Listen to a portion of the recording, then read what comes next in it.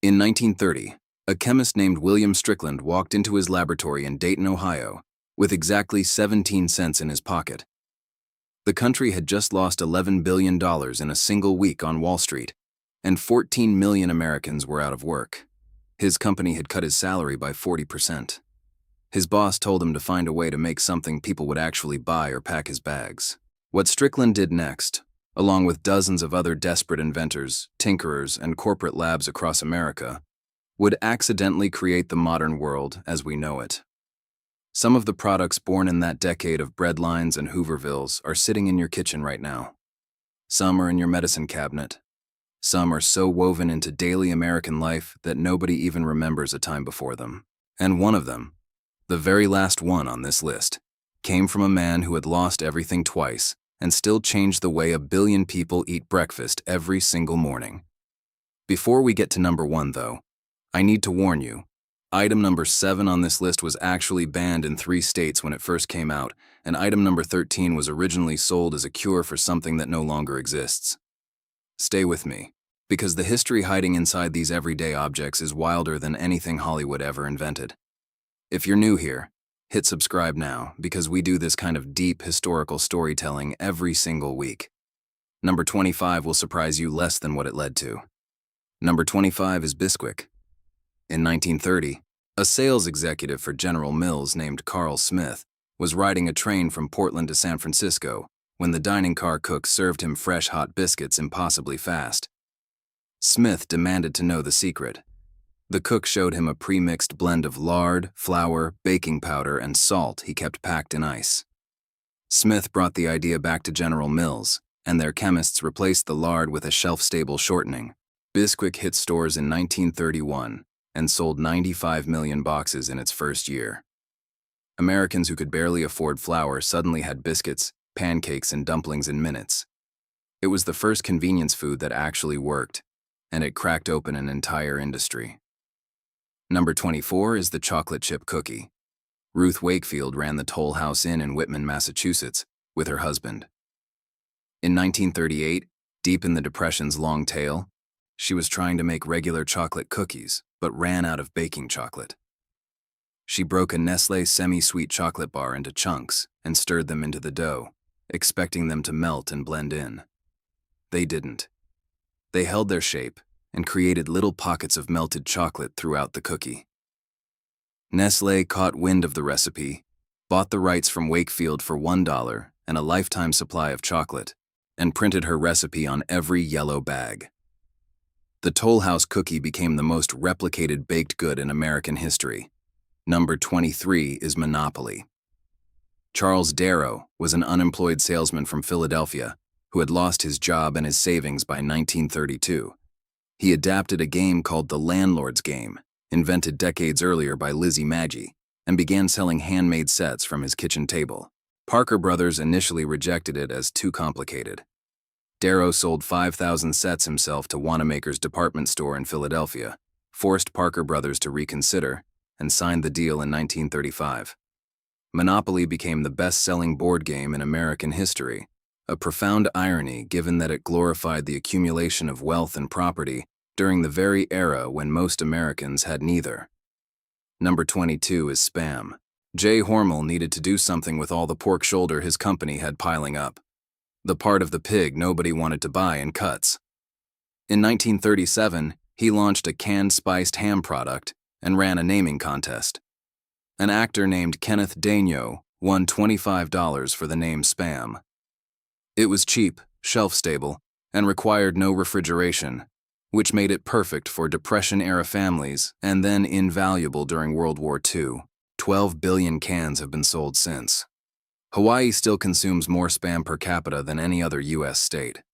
Number 21 is the electric razor. Jacob Schick had been developing his idea since the 1920s, but it was the Depression that gave him his market. He opened his factory in Stamford, Connecticut in 1931, pricing his shaver at $25. Sales were slow at first. Then Schick dropped the price to $15, launched an aggressive advertising campaign telling men they could save $7 a year on barber visits, and sold 5 million units in 3 years. The Depression had made every saved dollar feel like a victory. Schick had found the perfect emotional hook. Number 20 is aviator sunglasses. The U.S. Army Air Corps commissioned Bausch & Lomb in 1936 to develop a sunglass that would protect pilots from high-altitude glare. Sam Foster had already proven that Americans would buy sunglasses. He had sold the first mass-market pair on the Atlantic City boardwalk in 1929, but the iconic teardrop aviator shape came directly from military need. By 1937, civilians were buying them too. General MacArthur wore them in every iconic photograph. James Dean wore them in the 1950s. They are still in every sunglass rack in America today. Number 19 is the shopping cart. Sylvan Goldman was a grocery store owner in Oklahoma City who watched customers stop shopping when their handheld baskets got too heavy. In 1937, inspired by a folding chair, he built a metal frame on wheels with 2 wire baskets stacked on it. He unveiled it in his standard food market stores. Customers initially refused to use it. Men thought it made them look weak. Women thought it looked like a baby carriage. And elderly shoppers didn't want to seem frail. Goldman hired actors to walk around his store pretending to shop with the carts until real customers followed. The modern supermarket was born from that act of theatrical deception. If you've made it this far and you're learning something new, drop a comment right now telling me which one surprised you most. We still have 18 more to go, and it only gets stranger from here. Number 18 is nylon. Wallace Carothers was a Harvard chemist working at DuPont who was fighting severe depression himself, the medical kind, while simultaneously inventing the synthetic fiber that would change fashion forever. His team produced the first nylon polymer in 1935. DuPont introduced nylon stockings at the 1939 World's Fair. On the first day, they went on sale nationally in 1940, 4 million pairs sold.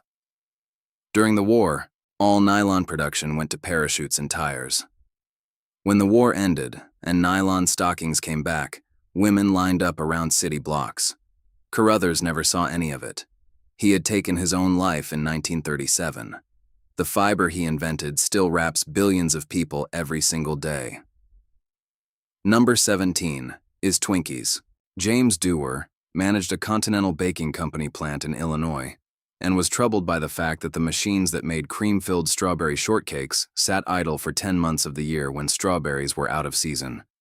In 1930, he decided to fill the sponge cakes with banana cream instead, making them year-round products. He named them after a billboard he saw for Twinkie bread shoes.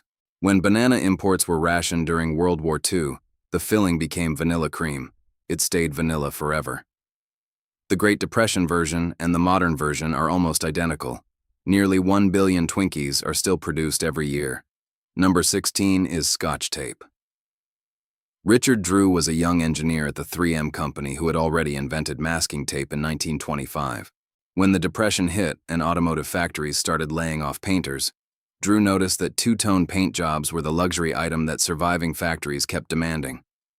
He began working on a clear adhesive tape that could seal cellophane packaging, which was becoming popular for wrapping bread and food products. In 1930, Scotch tape went on sale. The name came from a slur. Painters frustrated by his early masking tape had told him to take it back to his Scotch bosses, meaning cheap. 3M leaned into the name. Today, Americans use enough Scotch tape each year to circle the Earth 165 times. Number 15 is the parking meter. Carl Magee was a newspaper editor in Oklahoma City who was furious about the fact that downtown workers were parking their cars all day in spots that should have turned over for shoppers. In 1933, he designed a coin-operated device that would limit parking time. The first meters were installed on July 16, 1935, on Oklahoma City's Main Street. The city collected over $500,000 in meter fees in the first year.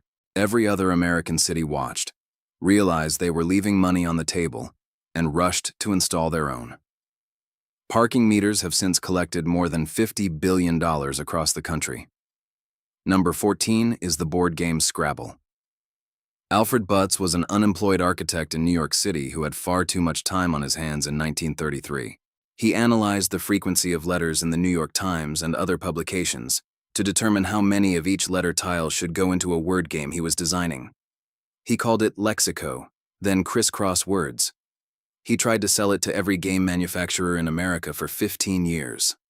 Every single one said no. A friend named James Brunot licensed the game in 1948, renamed it Scrabble, and manufacturing began in earnest. Macy's placed a huge order in 1952 after its president played it on vacation. Within a year, more than 4 million sets had sold. The unemployed architect who designed it in his Depression-era apartment had counted every letter in the newspaper by hand. Number 13 is Listerine as a cold remedy.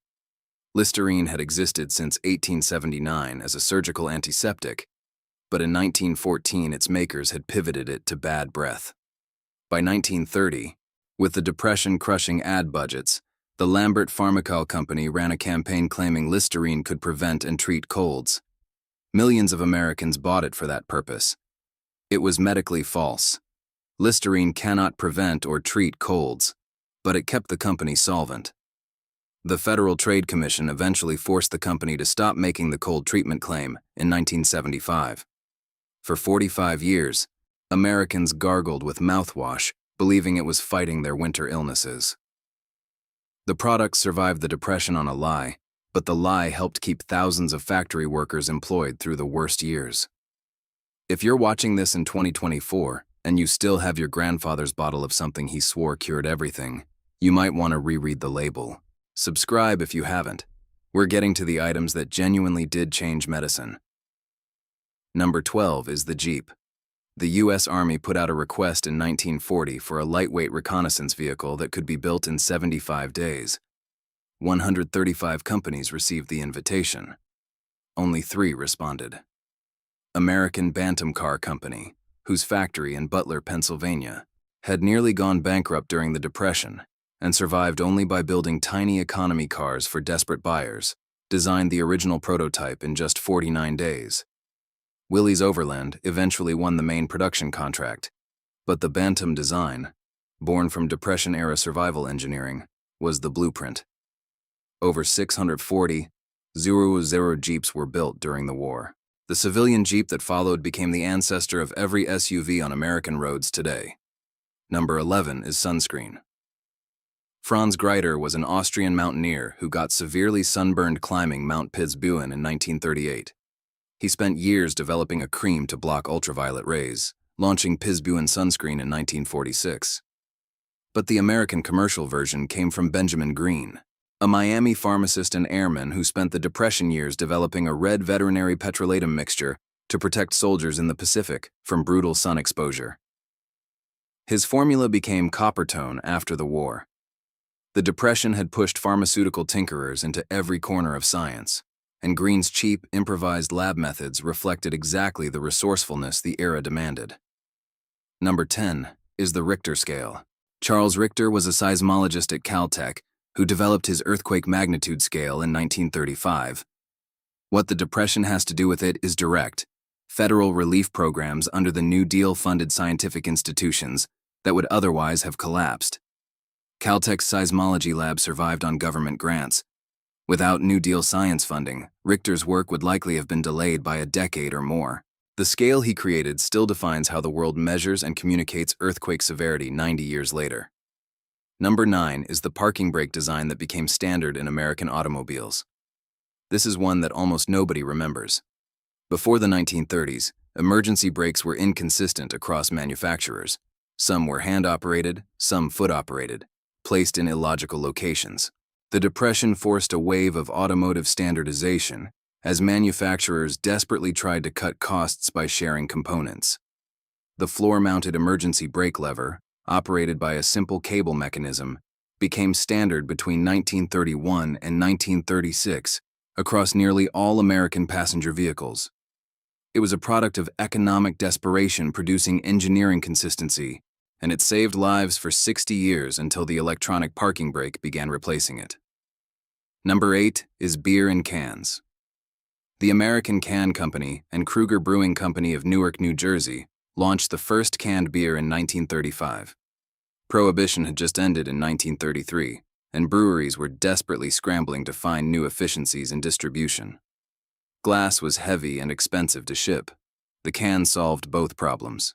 Kruger's Cream Ale and Kruger's Finest Beer went on sale in Richmond, Virginia, on January 24, 1935. They sold out immediately. Pabst and Schlitz followed within months. By the end of 1935, more than 200 million cans of beer had been sold. The Depression had made glass an unaffordable luxury. The can was an economic necessity that became a cultural institution. Number 7 is the supermarket. This one was actually technically illegal in some forms in certain states when it first appeared. Michael Cullen opened the first true supermarket, King Cullen, in a vacant garage in Jamaica, Queens, in 1930. He had pitched the concept to Kroger executives, who turned him down.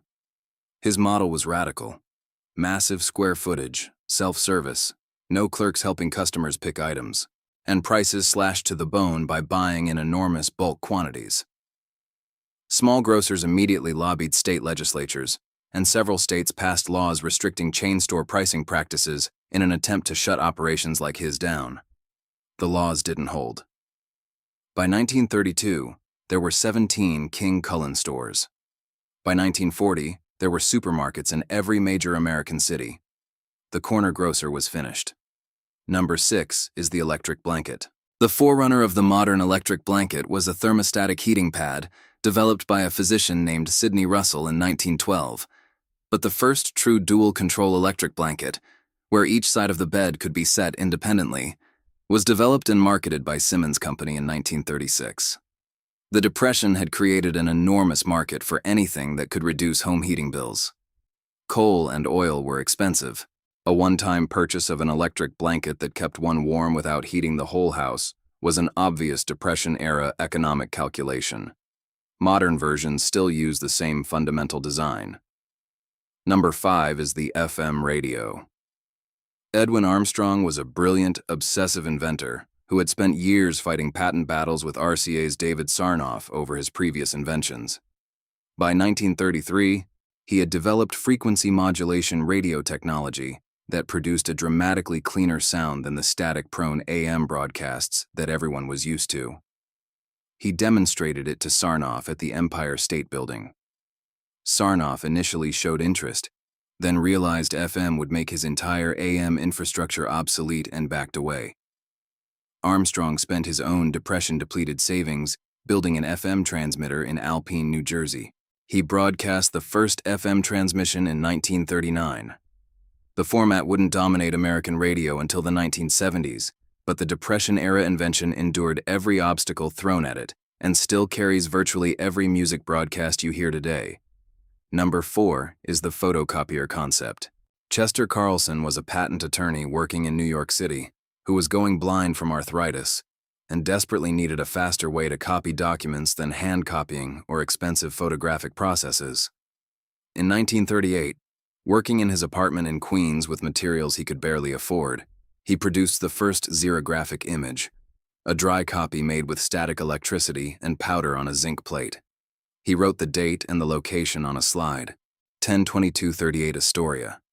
He tried to sell his invention to IBM, RCA, and the Army Signal Corps. All of them said no. A small company called Haloid eventually licensed it in 1947 and renamed itself Xerox. The office world was never the same. Carlson had invented it with Depression-era poverty forcing him to use the cheapest possible materials, and those cheap materials turned out to be exactly the right ones. Number 3 is Kraft macaroni and cheese. In 1937, a salesman named Lloyd Compton was trying to sell as much Kraft-graded cheese as he could during the deepest economic misery America had ever known. He tied a box of pasta to a box of Kraft cheese with a rubber band and pitched it to Kraft's headquarters as a complete meal. Kraft sold 8 million boxes in the first year at 19 cents each. A family of 4 could eat for a few pennies. It was not health food. It was Depression math. Kraft macaroni and cheese is now the best-selling packaged food in the United States, with 1 million boxes sold every single day. Number 2 is the Volkswagen Beetle. Adolf Hitler commissioned Ferdinand Porsche in 1933 to design a people's car, Volkswagen in German, that any German family could afford. The Depression had hit Germany catastrophically, and the promise of affordable personal transportation was politically powerful. The Beetle's design was finalized by 1938. World War II delayed civilian production, But after the war, the Beetle became the highest-selling car of all time by 1972, beating the Ford Model T's record. More than 21 million were produced. The shape, the engine placement, the air-cooled simplicity, all of it came directly from the Depression-era mandate to make something that ordinary people crushed by economic disaster could somehow, someday, afford to own. And now, number 1. The product that came from a man who lost everything twice. The invention that sits in more American kitchens than almost anything else. The thing that changed breakfast for 1 billion people and was invented in a moment of absolute desperation. Number 1 is instant coffee. Satoru Kato had invented a soluble coffee powder in 1903, and George Washington, a Belgian-American inventor, not the president, had made a commercial version in 1910. But the product that became instant coffee as the entire world knows it today, the freeze-dried dissolvable granule that produces a consistent cup in 30 seconds, was developed by a team at Nestlé headed by Max Morgenthaler in 1938. The context is everything. Brazil had an enormous surplus of coffee that it could not sell during the Depression. The country was literally burning 18 million sacks of coffee to prop up prices. The Brazilian government approached Nestlé and asked them to develop a shelf-stable coffee product that could absorb the surplus. Nestlé had already developed condensed milk decades earlier, under similar surplus-driven circumstances.